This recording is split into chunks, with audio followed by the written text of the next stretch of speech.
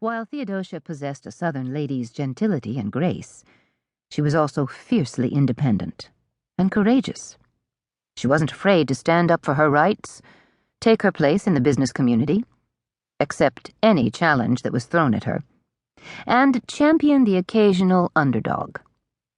It was this unflagging courage and disdain for inertia that made her cornflower blue eyes fairly dance with excitement. "I could gaze into this tank forever," she murmured, partly to Drayton, partly to herself. Theodosia had been born with a love of the sea, as well as all living sea creatures, from enormous humpback whales to minuscule anemones.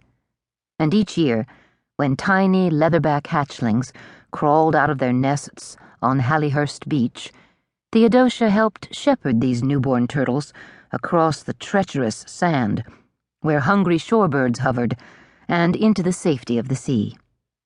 And, of course, living in Charleston, a city built on a grand peninsula that enjoyed the crashing, lashing waves of the Atlantic, put Theodosia in almost constant touch with water. If she wasn't speeding across the dizzying Cooper River Bridge, she was enjoying the local bounty of briny shrimp and fresh oysters, or jogging with her dog, Earl Grey, at White Point Gardens, on the very tip of the peninsula. At the very least, Theodosia was able to inhale the intoxicating scent of sea salt on the warm breezes as she bustled about her little tea shop on nearby Church Street. "Haley's been giving me some rather stern lectures concerning sustainable seafood." Drayton smiled. "Apparently, it's acceptable for bluefish and yellowfin tuna to be served in her luncheon crepes and chowders, but Chilean sea bass is strictly verboten."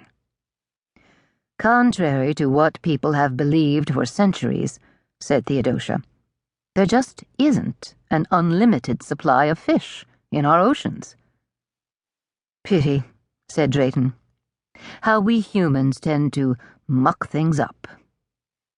He touched an index finger to the thick glass, then turned even more serious. "You know, don't you, that the folks from Solstice are here tonight?" Solstice was the restaurant that Theodosia's former boyfriend, Parker Scully, owned and ran, a popular bistro that offered tapas and a wine bar. Theodosia nodded. "I know." "I hope that's not why you're dodging all the champagne and merriment."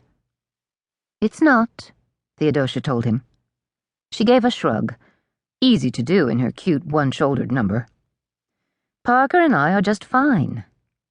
She and Parker had had their talk, a very frank discussion about ending their 2-year relationship, and now things were simpatico. At least, she assumed they were. "I'm cool, he's cool," she told Drayton. "Excellent," said Drayton. He peered down his aquiline nose. "Then I suppose you've already spoken with Parker tonight?" "No, just to Chef Toby." Toby Crisp was the executive chef at Solstice, the one who created tapas for the bar and low-country cuisine for the dining room, and kept the kitchen humming. "But I'm sure Parker's around somewhere. I'm sure I'll run into him." Drayton stepped away from the glass, then hesitated. "Our bursting-his-buttons executive director, David Sedakis, is slated to give a welcoming speech in another 10 minutes or so." He glanced down and tapped his watch, an antique Patek Philippe. "Actually, 5 minutes."